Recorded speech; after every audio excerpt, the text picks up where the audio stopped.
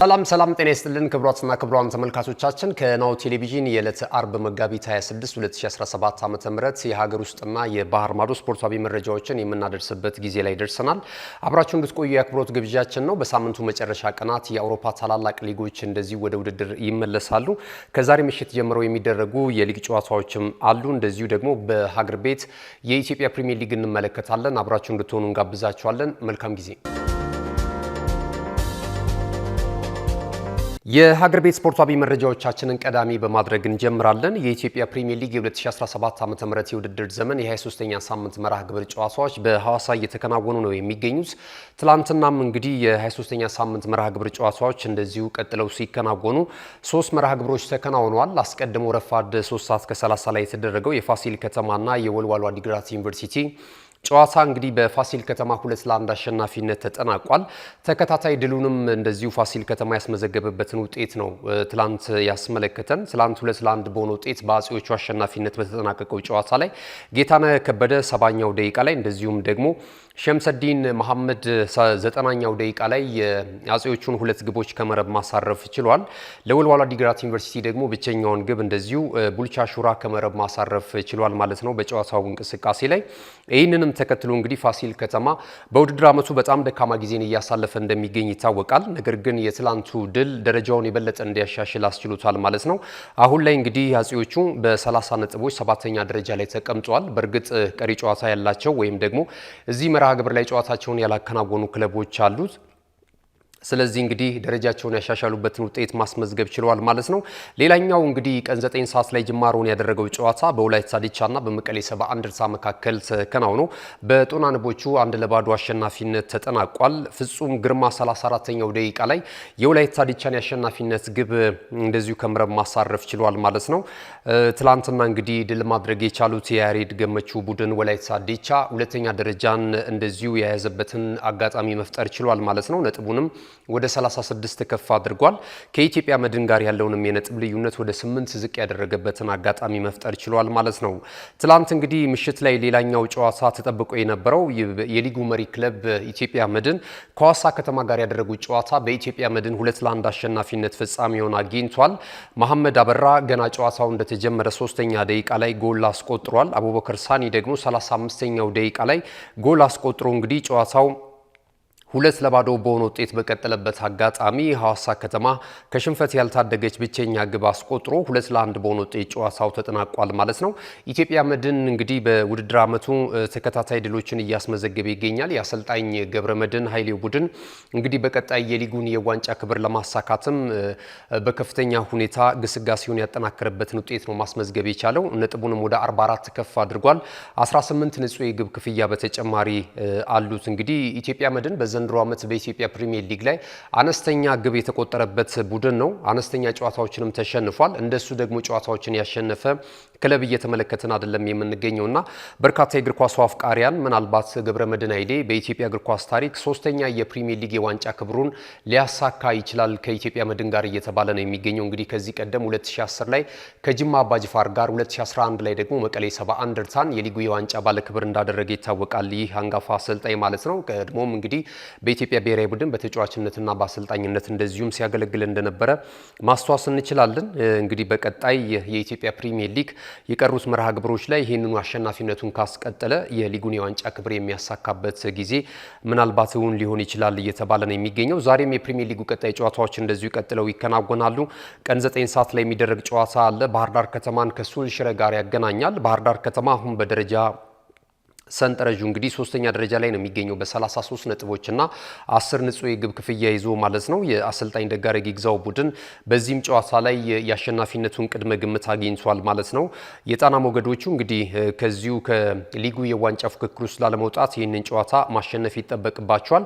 ሱል ሽረ በተቃራኒው እንግዲህ ላለመውረድ ነው እንቅስቃሴ እያደረገ የሚገኘው። አሁን ላይ 17ኛ ደረጃ ላይ ነው የሚገኘው በ15 ነጥቦች ማለት ነው። በኢትዮጵያ ፕሪሚየር ሊግ ደግሞ ዘንድሮ 4 ክለቦች ናቸው ወደ ታችኛው የኢትዮጵያ ከፍተኛ ሊግ የሚወርዱት። ይሄ እንግዲህ ጣፈንታ እንዳይገጥመው ደግሞ ትልቅ እንቅስቃሴ ያደርጋሉ ተብሎ ይጠበቃል። ጨዋታውን በፉክክር የተሞላ እንደሚሆን የስፖርት ቤተሰቡ እየጠበቀ ይገኛል። ቀን 9 ሰዓት ሲል በሐዋሳ ጅማሮን ያደርጋል ማለት ነው። አመሻሽ 12 ሰዓት ላይ ሁለቱን የመዲናይቱን ክለብ የሚያገናኘው የመቻልና ኢትዮጵያ ቡናም ጨዋታ እንደዚሁ ተጠባቂ ሆኗል። መቻል በውድድር ዓመቱ ጅማሮ እጅግ በጣም ስኬታማ ጉዞን ካደረገ በኋላ እንግዲህ ከዛ በኋላ እስካሉት ጨዋታዎች ድረስ ደግሞ ስንመለከተው በጣም የተንሸራተተበትን አጋጣሚ መመልከት እንችላለን። ኢትዮጵያ ቡና በተቃራኒው አሁን ላይ ያለበት የአሸናፊነት ቁመና በጣም የሚገርም ነው። ተከታታይ ጨዋታዎች ላይ ድል ማድረግ ችሏል። 33 ነጥቦችን ይዞ ሶስተኛ ደረጃ ላይ ነው የሚገኘው። ሁለተኛ ደረጃ ላይ የሚገኘው ባህር ዳር ከተማ በጎል ክፍያ ብቻ ነው የሚበልጠው። 3 የተሻለ የግብ ክፍያ ስላለው ሶስተኛ ደረጃ ላይ ተቀምጧልና ኢትዮጵያ ቡና የዛሬውን ጨዋታ ማሸነፍ ከቻለ ደግሞ ነጥቡን 36 ያደርሳል። በጎል ክፍያም ስለሚሻል እንግዲህ ወላይታ ዲቻን የሚቀበልበት አጋጣሚ አለ ማለት ነው። ነጥቡን ወደ 36 አድርሶ ሁለተኛ ደረጃ ላይ መቀመጥ ይችላል። ቡናማዎቹ ለዚህ ጨዋታ ዝግጁ መሆናቸውን ከጨዋታው በፊት እንግዲህ ቆይታ የነበራቸው አሰልጣኝ ነጻነት ክብሬ እንደዚሁ ሲገልጹ የነበሩበትን አጋጣሚ ተመልክተናል። የአሰልጣኝ ገብረ ክርስቶስ ቢራራው ቡድን ወደ አሸናፊነት ለመምጣት በዚህ ጨዋታ ላይ ምን አይነት እንቅስቃሴ ሊያስመለክተን ይችላል እየተጠበቀ ይገኛል ማለት ነው። ነገ እንግዲህ መርሃ ግብሩ ቀጣይ ጨዋታዎች ቀጥለው ሲከናወኑ ኢትዮጵያ ንግድ ባንክ ሲዳማ ቡና ቀን 9 ሰዓት ላይ ጨዋታቸውን ያደርጋሉ። አርባ ምንጭ ከተማ ከኢትዮ ኤሌክትሪክ በዘንድሮ ዓመት ወደ ኢትዮጵያ ፕሪሚየር ሊግ ያደጉ ሁለቱ ክለቦች ደግሞ እርስ በርስ የሚያደርጉትም ጨዋታ እንደዚሁ ይጠበቃል ማለት ነው። የሊጉን የደረጃ ሰንጠረዥ ስንመለከት ኢትዮጵያ መድን በቀዳሚነት በ44 ነጥቦች እየመራ ይገኛል። ወላይታ ዲቻ 36 ነጥቦችን ይዞ በሁለት ንጹህ የግብ ክፍያ ሁለተኛ ደረጃ ላይ ተቀምጧል። የጣና ሞገዶቹ ባህር ዳር ከተማዎች ከዛሬ ጨዋታቸው አስቀድሞ 33 ነጥቦችን ይዘው እንግዲህ ሶስተኛ ደረጃ ላይ ተቀምጠዋል ማለት ነው። ኢትዮጵያ ቡና እንደዚሁ ዋዲያ ሆሳና ተመሳሳይ 33 ነጥቦችን ይዘው ከሶስተኛ እስከ አምስተኛ ያለውን ስፍራ ይዘው እየተመለከትን እንገኛለን። ከትላንት በስቲያ ባቻ ውጤት ጨዋታውን ያጠናቀቀው ቅዱስ ጊዮርጊስ እግር ኳስ ክለብ ደግሞ በ31 ነጥቦች ስድስተኛ ደረጃ ላይ ተቀምጧል ማለት ነው። የከፍተኛ ጎል አስቆጣሪነቱን ትራክ የሊጉን አህመድ ሁሴን ከአርባ ምንጭ ከተማ እግር ኳስ ክለብ እየመራ ነው የሚገኘው ማለት ነውና የኢትዮጵያ ፕሪሚየር ሊግ አጠቃላይ የ23ኛ ሳምንት ጊዜያዊ የደረጃ ሰንጠረዥ ይህንን ይመስላል። ወደ ሌላኛው የሀገር ቤት ስፖርታዊ መረጃችን ስናልፍ የኢትዮጵያ ከ20 ዓመት በታች ፕሪሚየር ሊግም እንደዚሁ በሁለት ምድብ ተከፍሎ እየተከናወነ ይገኛል። የ19ኛ ሳምንት መርሃ ግብር ጨዋታዎች በሁለቱም ምድብ ቅዳሜና እሁድ እንደዚሁ ቀጥለው ይከናወናሉ። ነገ ኢትዮጵያ ቡና ከአዲስ አበባ ከተማ ጠዋት 3 ሰዓት ላይ ጨዋታቸውን ሲያደርጉ፣ ባህር ዳር ከተማ ከሐዋሳ ከተማ ደግሞ እንደዚሁ ረፋድ 5 ሰዓት ላይ ጨዋታቸውን የሚያከናውኑ ይሆናል። የምድብ ሀ እንደዚሁ ቀጣይ ጨዋታዎች በዕለተ እሁድ የሚደረጋሉ። ወላይታ ዲቻ ከኢትዮጵያ ንግድ ባንክ ጠዋት 3 ሰዓት ላይ፣ ሀዲያ ሆሳዕና ከአዳማ ከተማ እንደዚሁም ሌሎችም ቡድኖች ጨዋታቸውን ያደርጋሉ። አራፊ ቡድኖች በዚህኛው ምድብ ደግሞ እንደዚሁ ቅዱስ ጊዮርጊስ እግር ኳስ ክለብና ፋሲል ከተማ ሆነዋል ማለት ነው። የምድባን የደረጃ ሰንጠረዥ እየመራ የሚገኘው ሐዋሳ ከተማ ነው በ35 ነጥቦች። አዳማ ከተማና ወላይታ ዲቻ እኩል 31 ነጥቦችን ይዘው ሁለተኛና ሶስተኛ ደረጃ ላይ ተቀምጧል። የምድብ ላይ ጨዋታዎችን ስንመለከት ነገ እና ከነገ በስቲያ የሚደረጉ ጨዋታዎች አሉ። በዕለተ እሁድ የሚደረጉ ጨዋታዎች ስንመለከት መቻል ከአርባ ምንጭ ከተማ ረፋድ 5 ሰዓት ላይ ጨዋታቸውን ሲያደርጉ፣ ቀይ ዛላ ከኢትዮጵያ መድን እንደዚሁ 5 ሰዓት ላይ ጨዋታቸውን ያደርጋሉ ማለት ነው። ሲዳማ ቡና ከኢትዮጵያ ስፖርት አካዳሚ፣ ወልቂጤ ከተማ ከኢትዮ ኤሌክትሪክ፣ ጥሩነሽ ስፖርት አካዳሚ ደግሞ ከድሬዳዋ ከተማ ጋር ጨዋታቸውን ያደርጋሉ። በምድብ ለ የምድብ ለን የደረጃ ሰንጠረዥ ስንመለከት ሲዳማ ቡና ነው በ30 ነጥቦች በቀዳሚነት የሚመራው። በጎል ክፍያ ብልጫ የተወሰደበት እኩል 30 ነጥቦችን መሰብሰብ የቻለው ኢትዮ ኤሌክትሪክ ደግሞ ሁለተኛ ደረጃ ላይ ተቀምጧል። ኢትዮጵያ መድን ደግሞ በ28 ነጥቦች ሶስተኛ ደረጃ ላይ ነው የሚገኘው ማለት ነውና የዚህ የኢትዮጵያ ፕሪሚየር ሊግ 20 ዓመት በታች ውድድር ላይ አንዋር ሙቃዲስ 13 ግቦችን ከመረብ በማሳረፍ ከጥሩነሽ ስፖርት አካዳሚ በአንደኝነት እየመራ ይገኛል የከፍተኛ ጎል አስቆጣሪነቱን። እንደዚሁ ቴኒን ፍቃዱ ከወልቂጤ 10 ግቦች አሉት። ቢኒያም ተክሉ ከመቻል 9 ግብ፣ የኦርዲያኖስ ሲሳይ ደግሞ 7 ግቦች አሉት ከሲዳማ ቡና እግር ኳስ ክለብ ማለት ነውና የኢትዮጵያ ከ20 ዓመት በታች ፕሪሚየር ሊግም እንደዚሁ ተጠናክሮ የቀጠለበትን ሂደት እየተመለከትን እንገኛለን። ክቡራትና ክቡራን ተመልካቾቻችን የሀገር ቤት ስፖርታዊ መረጃዎቻችንን እዚህ ላይ ገታ እናደርጋለን። ከአፍታ ቆይታ በኋላ ተመልሰን ስንመጣ በቀጥታ ከባህር ማዶ የተለያዩ የወሬ ምንጮች ያገኘናቸውን ስፖርታዊ መረጃዎች ወደ እናንተ የምናደርስ ይሆናል። አብራችሁኑ ነው። ካሽጎ በየትኛውም ዓለም ሆነው በማንኛውም ሰዓት ለወገኑ የሚደርሱበት ፈጣን የገንዘብ መላኪያ ተከፈተሎ። ማስተርና ቪዛ ካርዶን በመጠቀም ከ5 እስከ 20 ዶላር የሚልኩበት አዲስ የገንዘብ መላኪያ መንገድ። ካሽጎን ለየት የሚያደርገው የትኛውም የገንዘብ ዝውውር በፍጥነት አገልግሎት ከመስጠቱም ባሻገር ለማንኛውም አገልግሎት ምንም አይነት ክፍያ አለመጠየቁ ነው። በሀገራችን ታሪክ ገንዘብን ከውጪ ወደ ሀገር ቤት በማስተላለፍ በመተግበሪያ መልክ አገልግሎት መስጠት የጀመረው የመጀመሪያው ሀገር በቀል የገንዘብ መላኪያ ዘዴ ካሽጎ ከ4500 በላይ ባሉ የባንክ ቅርንጫፎች አገልግሎት እየሰጠ ይገኛል። ገንዘቦን በሰኮንዶች ልዩነት ውስጥ ይፈልጉ በአካውንቶ ወይንም በእጆ ቆጥረው የሚወስዱበት ልዩ ዘዴ። በቅርቡ ሁሉንም ኢትዮጵያዊ ባለቤት ለማድረግ ጉዞ የጀመረው ካሽጎ ዛሬውኑ መተግበሪያውን በስልኮ ላይ በመጫን የአገልግሎቱ ተጠቃሚ ሆኑ። ፍጥነት መለያችን፣ ኢትዮጵያን መክፈቻችን፣ ካሽጎ ነው መላኪያችን። ካሽጎ የአዲሱ ትውልድ ብራንድ።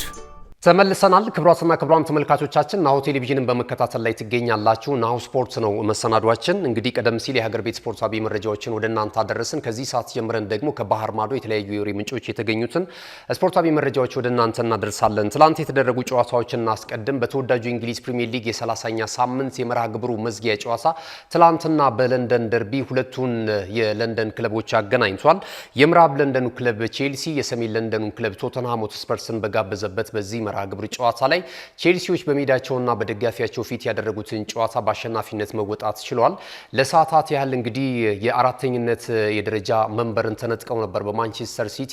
ትላንትና እንግዲህ ምሽት ድል ማድረጋቸውን ተከትሎ ይህንን ውጤት ማስመለስ ችለዋል ማለት ነው። ትላንትና የነበረው እንቅስቃሴ በአጠቃላይ በጨዋታው እንቅስቃሴ ከተመለከትን ቶተንሃም ሆትስፐርስም ጎል የማግባት አጋጣሚዎችን ፈጥሮ እንደነበረ ማስተዋል እንችላለን። ነገር ግን እንግዲህ 50ኛው ደቂቃ ላይ በሁለተኛው ግማሽ 45 ሰማያዊዎቹ በፈርናንዴዝ አማካኝነት ያስቆጠሩት ጎል አሸናፊ አድርጓቸዋል ማለት ነው። በዚህ ጨዋታ ላይ ድል ማድረጋቸውንም ተከትሎ እንግዲህ ነጥባቸውን ወደ 52 ከፍ አድርገዋል። አራተኛ ደረጃ ላይ መቀመጥ ችለዋል። የአሰልጣኝ ኤንዞ ማሬስካው ቡድን በቀጣይ የአውሮፓ ቻምፒየንስ ሊግ የውድድር መድረክ የተሳትፎ ስፍራን ለማግኘት እንግዲህ ከፍተኛ እድሉን እያሰፋ ነው የሚገኘው ማለት ነው።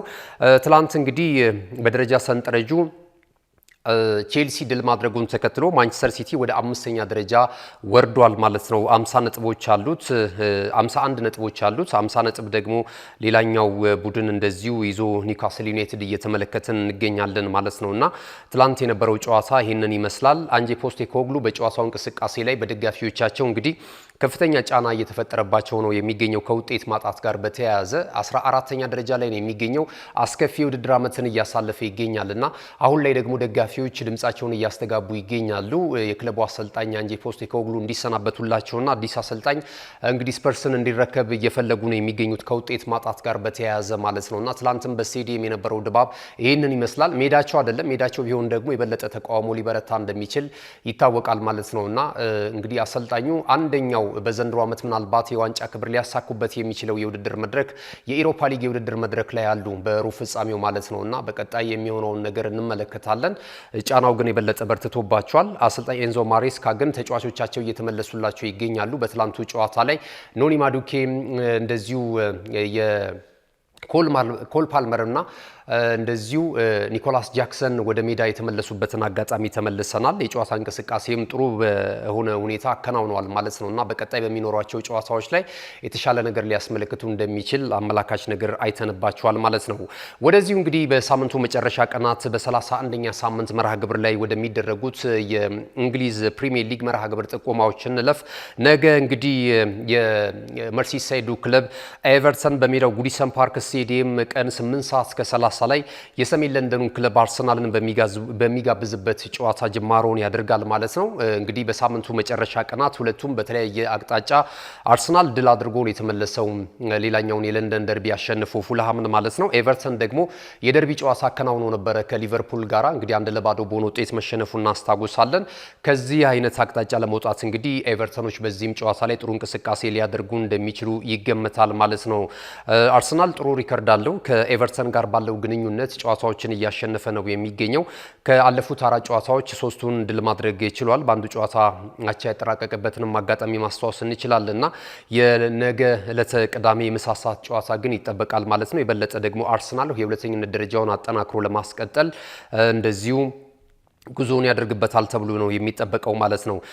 ቀን 11 ሰዓት ላይ ሌሎች ተመሳሳይ የሚደረጉ ጨዋታዎች አሉ በኩል ተመሳሳይ ጊዜ። በዚሁ ሰዓት ደግሞ ክሪስታል ፓላስ እንደዚሁ ከበርንማውዝ ጋር የሚያደርጉትም ጨዋታ ይጠበቃል። ዌስትሃም ዩናይትድ ጨዋታውን ያደርጋል። አስተን ቪላ ከኖቲንግሃም ፎረስት ምሽት 1 ሰዓት ከ30 ላይ ጨዋታቸውን ያደርጋሉ። ቶተንሃም ሆትስፐርስ በዕለተ እሁድ እንደዚሁ በሜዳው ስፐርስ ሳውዛምፕተንን ነው የሚያስተናግደው። ቀን 10 ሰዓት ላይ ይደረጋል። ሌላኛው ተጠባቂ ጨዋታ በፉልሃምና በሊቨርፑል መካከል ይደረጋል። በዚሁ ሰዓት ነው ቀን 10 ሰዓት ላይ የሚደረገው ማለት ነው። ሊቨርፑል መሪነቱን ለማጠናከር፣ ፉልሃም ደግሞ በአርሰናል ከደረሰበት ሽንፈት ለማገገም ጨዋታቸውን ያደርጋሉ ማለት ነው። እንግዲህ ፉልሃም ተከታታይ ጨዋታዎችን በሽንፈት አጠናቋል። በእንግሊዝ ኤፍኤ ካፕ የሩብ ፍጻሜ ጨዋታ በክሪስታል ፓላስ በሜዳው 3-0 በሆነ ውጤት ከተሸነፈ በኋላ አርሰናልም እንደዚሁ በሜዳው ኤምሬትስ ጋብዞት 2-1 በሆነ ውጤት አሸንፎት እንደነበረ ይታወሳል ማለት ነውና ከሁለት ጨዋታዎች ተከታታይ ሽንፈት በኋላ ወደ ድል ለመምጣት ከኢፕስዊች ከሊቨርፑል ጋር የሚያደርጉት ጨዋታ ይጠበቃል ማለት ነው። አመሻሽ 12 ሰዓት ከ30 ላይ የሚደረገው ጨዋታ በበርካታ የእግር ኳስ አፍቃሪያን ዘንድ ከወዲሁ በጉጉት እየተጠበቀ ይገኛል። የማንቹሪያን ደርቢ ነው የሚከናወነው በማንቸስተር ሲቲ እና በማን ዩናይትድ መካከል እንደዚሁ 12 ሰዓት ከ30 ላይ ጨዋታው ይደረጋል ማለት ነው። የሊጉን የደረጃ ሰንጠረዥ 73 ነጥቦች የሰበሰበው ሊቨርፑል በቀዳሚነት ይመራል። 61 ነጥብ ያለው ደግሞ እንደዚሁ እየተከተለ የሚገኘው አርሰናል ነው። ኖቲንግሃም ፎረስት እና ቼልሲ ተከታዩን ደረጃ ይዘው እየተመለከትን እንገኛለን ማለት ነው። በእንግሊዝ ፕሪሚየር ሊግ በጣም ተጠባቂ ጨዋታዎቹ ይህንን ይመስላሉ። ወደ ሌላኛው የባህር ማዶ ስፖርታዊ መረጃችን ስናልፍ ደግሞ የስፓኒሽ ላሊጋ ጨዋታዎችን እናገኛለን። የስፔን ላሊጋ ቀጣይ ሳምንት መርሃ ግብር ጨዋታዎች እንግዲህ ከዛሬ ምሽት ጀምረው የሚከናወኑ ይሆናል። ዛሬ ምሽት 4 ሰዓት ላይ ራዮ ቫልካኖ ከኤስፓኞል በሚያደርጉት ጨዋታ ነው ጅማሮን የሚያደርገው። በነገው ዕለት የሚደረጉ ጨዋታ የላሊጋዎች እንደዚሁ ተጠባቂ ነው የሚሆኑት። ጂሮና ከአላቬዝ ቀን 9 ሰዓት ላይ ጨዋታቸውን ሲያከናውኑ ሁለተኛ ደረጃ ላይ የሚገኘው የአሰልጣኝ ካርሎ አንቸሎቲ ቡድን ሪያል ማድሪድ ደግሞ በሜዳው ሳንቲያጎ በርናቦ ቫሌንሺያን ያስተናግዳል። ይህ ጨዋታ ደግሞ ነገ 11 ሰዓት ከሩብ ሲል ጅማሮውን ያደርጋል። የሊጉ መሪ ክለብ ባርሴሎና እንዲሁ ከሪያል ቤቲስ ጋር የሚያደርጉት ጨዋታ ትልቅ ትኩረትን አግኝቷል። እንግዲህ ሪያል ቤቲስ ያለፉትን 7 ጨዋታዎች አልተሸነፈም። ባርሴሎናም 2025 ከገባ ሽንፈት አላስተናገደም። እንግዲህ ሁለቱ ጠንካራ ቡድኖችን እርስ በርስ የሚያገናኘው ጨዋታ ትልቅ ትኩረትን አግኝቷል ማለት ነው። ማኑኤል ፔሌግሪኒ ናቸው እንግዲህ ሪያል ቤቲስን እያሰለጠኑ የሚገኙት። የባርሴሎናው ደግሞ አሰልጣኝ ሃንስ ፍሊክ መሆናቸው ይታወቃል። እነዚህን ሁለት የውጤታማ አሰልጣኞች የሚያገናኘው ጨዋታ እንግዲህ ተጠባቂ ነው ማለት ነው።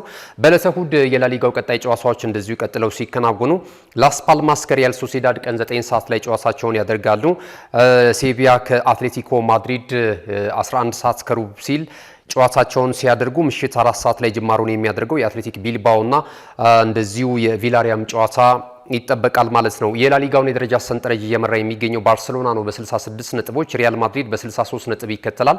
አትሌቲኮ ማድሪድ በ57 ነጥብ ሶስተኛ ደረጃ ላይ ተቀምጧል። ቢልባኦ ደግሞ በ53 ነጥብ እንደዚሁ አራተኛ ደረጃ ላይ ይገኛል ማለት ነው። የስፔን ላሊጋ የቀጣይ ሳምንት መርሃ ግብር ጨዋታዎች ጥቆማችን ይህንን ይመስላሉ። በመጨረሻ እንግዲህ የጣሊያን ሴሪያ ጨዋታዎችን ደግሞ እንመልከት። የሴሪያ ጨዋታዎችን ስንመለከት እንግዲህ 31ኛ ሳምንት መርሃ ግብሩ ላይ ደርሷል። ኢንተር ሚላንን ቀዳሚ ስፍራ ላይ ያስቀምጧል። ዛሬ ምሽት ጅማሮን ያደርጋል። ጄኖዋ ከኢዱኒዜ ምሽት 3 ሰዓት ከ45 ላይ በሚያደርጉት ጨዋታ ጅማሮን ያደርጋል። ነገ ሞንዛ ከኮሞ ከአሰልጣኝ ሴስክ ፋብሪጋዝ ቡድን ጋር ነው ጨዋታውን የሚያደርገው። ይህ ጨዋታ 10 ሰዓት ላይ ይደረጋል። እንግዲህ ሴስክ ፋብሪጋዝ ወደ ኮሞ ከመጣ በኋላ ጥሩ እንቅስቃሴ እያደረገ ይገኛል። ቡድኑ ልምዱን እየተጠቀመ ቡድኑን ለማሻሻል ከፍተኛ ጥረት እያደረገ ይገኛል። ከወራጅ ቀጠና ስፍራም እንደዚሁ ማውጣት ችሏል ማለት ነው። ፓርማ ከሊጉ መሪ ክለብ ኢንተር ሚላን ጋር የሚያደርጉት ጨዋታ ምሽት 1 ሰዓት ላይ ይደረጋል። በነገው ዕለት የሚደረግ ጨዋታ ነው። አይስ ሚላን የውጤት ቀውስ ውስጥ ነው የሚገኘው። ከፊዮሬንቲና ጋር በሳንሴሮ ምሽት 3 ሰዓት ከ45 ላይ ጨዋታቸውን ያደርጋሉ። በዕለተ እሁድ እንግዲህ ተጠባቂ የሆኑ ጨዋታዎች እንደዚሁ በሴሪያው ሲከናወኑ አታላንታ በሜዳው ቤርጋሞ ላይ ላዚዮን ያስተናግዳል። አታላንታ እንግዲህ የአሰልጣኝ ጃምፔሮ ጋስፔሪኖ ቡድን ከውጤቱ ከደረጃው እየተንሸራተተ ይገኛል። ከላዚዮ ጋር ጨዋታቸውን የሚያከናውን ይሆናል። በሳምንቱ መጨረሻ ቀናት ላዚዮ ጨዋታውን ባቻ ውጤት ማጠናቀቁ ይታወሳል። እንደዚሁ ይህ ጨዋታ ይጠበቃል ማለት ነው። ሮማ ከዩቬንቱስ የሚገናኙበትም ጨዋታ እንደዚሁ ትልቅ ትኩረትን አግኝቷል። ዩቬንቱስ አሰልጣኙን ካሰናበተ በኋላ ተከታታይ ድል ለማድረግ ነው ጨዋታውን የሚያደርገው። ባሳለፍነው ሳምንት ድል ማድረጉ ይታወሳል።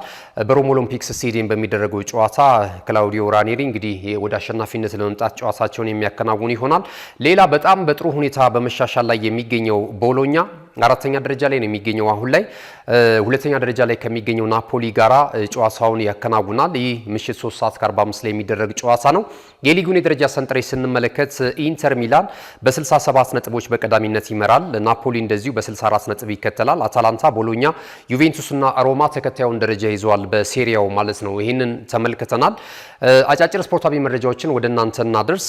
አሁን እንግዲህ ከሰዓታቶች በፊት እየወጡ ባሉ መረጃዎች አርሰናልን የተመለከቱ መረጃዎችን እየተመለከትን እንገኛለን። የገብርኤል ማጋሌዥ ጉዳይ በጣም አሳዛኝ ሆኗል። የአርሰናል ደጋፊዎችን በጣም ያስከፋ ጉዳይ እንደሆነ እንግዲህ በተለያየ ማህበራዊ ሚዲያ ላይ እየተመለከትን እንገኛለን። በሀገር ቤትም ያሉ የመድፈኞቹ ደጋፊዎች ቅሬታቸውን እያቀረቡ ነው። እንግዲህ የጉዳት ሁኔታ በተደጋጋሚ ሁኔታ እየመታው ነው የሚገኘው ክለባቸውን ማለት ነው። በእርግጥ አንዳንድ ተጫዋቾች እየተመለሱላቸው ይገኛሉ። ገብርኤል ማርቲኔሊ አስቀድሞ መመለሱን እናስታውሳለን። ቡካዮ ሳካ ደግሞ እንግዲህ ፉልሃምን በገጠሙበትና 2-1 በሆነ ውጤት ባሸነፉበት ጨዋታ ከ3 ወራት በጉዳት በኋላ ከሜዳ ርቆ እንደዚሁ ወደ ሜዳ የተመለሰበትን አጋጣሚ ማስተዋስ እንችላለን ማለት ነው። በዛም ጨዋታ ላይ ጎል አስቆጥሮ እንግዲህ አለውላችሁ ብሏቸዋል። በቀጣይ ትልቅ ጨዋታ አላቸው። እንግዲህ የአውሮፓ ቻምፒየንስ ሊግ የውድድር መድረክ የሩብ ፍጻሜ ወሳኝ ጨዋታ ከሪያል ማድሪድ ጋር ያደርጋሉ በኤሚሬትስ ስቴዲየም እና ከዛም የመልስ ጨዋታ አላቸውና በፉልሃሙ ጨዋታ አሳዛኝ ነገር የተከሰተው እንግዲህ ገብርኤል ማጋሌዥ የቡድኑ የኋላ ደጀን ከሆኑ ሁለት ተጫዋቾች መካከል አንደኛው ነው። ከዊሊያም ሳሊባ ጋር ለይተው ለማየት የማይፈልጉት ተጫዋች ነው። እንግዲህ አርሰናል ደጋፊዎች ትልቅ እምነት የሚያሳድሩበት ይህ ብራዚላዊ የተከላካይ ስፍራ ተጫዋች ጉዳት አስተናግዷል። እስከ ውድድር ዓመቱ መጨረሻ ድረስም ወደ ሜዳ እንደማይመለስ እንግዲህ የወጡት መረጃዎች ያመለክታሉ።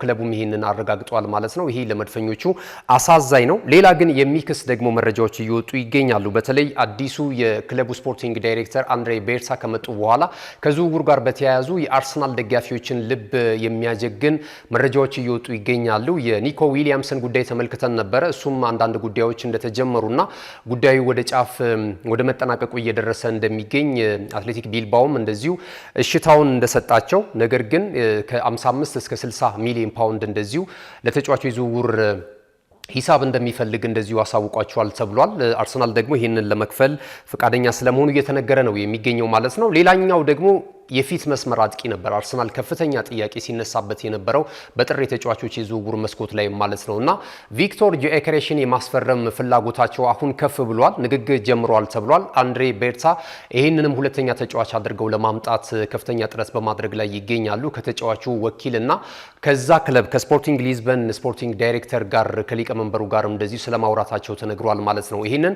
ታማኝ የወሬ ምንጮች ናቸው ይዘውት እየወጡት የሚገኘው ማለት ነውና አርሰናል ደጋፊዎች አንዳንድ በኩል እየተከፉ ቢገኙም ከተጫዋቾች ጉዳት ጋር በተያያዘ ነገር ግን ቀጣይ ዓመት በጣም ጠንካራውን አርሰናል ለማየትና አብዝተው እየናፈቁት የሚገኘውን የሊጉን የዋንጫ ክብርም ሊያሳኩ የሚችሉበትን የቡድን ግንባታ እያከናወኑ ነው የሚገኙትና አንድሬ ቤርሳ ስራቸውን ከወዲሁ በተጠናከረ ሁኔታ እንደዚሁ እያስቀጠሉ እንደሚገኙ መረጃዎች እየጠቆሙ ነው የሚገኙት። ክቡራትና ክቡራን ተመልካቾቻችን ከናሁ ቴሌቪዥን ለሰዓቱ ያሰናዳናቸው የሀገር ቤትና የባህር ማዶ ስፖርታዊ መረጃዎቻችን ይህንን ይመስሉ ነበረ። ስለተከታተላችሁ እናመሰግናለን። በምሽቱ የስፖርት ዜና ወጃችን ላይ የተለያዩ ወቅታዊና አዳዲስ ስፖርታዊ ዜናዎችን ይዘንላችሁ የምንመጣ ነው የሚሆነው። ናሁ ቴሌቪዥን ፕሮግራሞችን በተጨማሪ በተለያዩ አማራጮች ማግኘት ትችላላችሁ። በዲኤስቲቪ 481 ላይ ይገኛል። እንደዚሁም ደግሞ በመላው ዓለም እየደረስንበት የምንገኘው የማህበራዊ ሚዲያ ላይም እንደዚሁ በስፋት እየመጣ እንገኛለን። በቲክቶክ፣ በፌስቡክ፣ በዩቲዩብ ቻናል ወደ እናንተ እየደረስን እንገኛለን። ስለዚህ እንግዲህ እነዚህን አማራጮች እየተጠቀማችሁ ከኛ ጋር ቆይታ እንድታደርጉ እንጋብዛችኋለን። ዩቲዩብ ቻናላችን ከ360 ሺህ በላይ ተከታዮች አሉት። ስለዚህ ላይክ፣ ሼር፣ ሰብስክራይብ እያደረጋችሁ እንግዲህ መረጃዎች እንድታገኙ እንጋብዛችኋለን። ገዛኸኝ እንዱላ መረጃዎችን ወደ እናንተ አድርሻለሁ። የካሜራ ባለሙያችን ደግሞ እንደዚሁ ኦብሳ ስራ ነበረ። መልካም ጊዜ ይሁንላችሁ። እነሆ የምስራች! የ10 አየር መንገድ የበረራ ትኬት ለውድ ደንበኞቹ በተቀላጠፈና አስተማማኝ በሆነ መንገድ እያቀረበ ያለው በዚህም በደንበኞቹ የተመሰገነው ጉዞጎ አሁን ደግሞ ተደራሽነቱን በማስፋት ተጨማሪ ባንኮችን በማካተት ለውድ ደንበኞቹ የበለጠ አስተማማኝ ለመሆን ችሏል። የጉዞጎን አፕሊኬሽን ከአፕ ስቶር ወይም ከፕላይ ስቶር በማውረድ የመነሻና የመድረሻ ከተማዎትን መርጠው ዋጋ አወዳድረው የሀገር ውስጥም ሆነ ዓለም አቀፍ በረራ ማድረግ ካሰቡ የበረራ ትኬቶን ክፍያ በአቅራቢያው በሚገኙ ባንኮች አንድም በአካል በመሄድ ወይም በኦንላይን የክፍያ አማራጮች ክፍያዎትን በመፈጸም የበረራ ትኬቶን በእጅ ያስገቡ። ከዚህም በተጨማሪ እንደ ሁል ጊዜው ወደ ጉዞጎ የጥሪ ማዕከላችን 7473 በመደወል ከሙሉ የበረራ መረጃ ጋር የ24 ሰዓት የትኬት አገልግሎት ማግኘት እንደሚችሉ ስናበስሮ በታላቅ ደስታ ነው። ለበረራዎ ጉዞጎ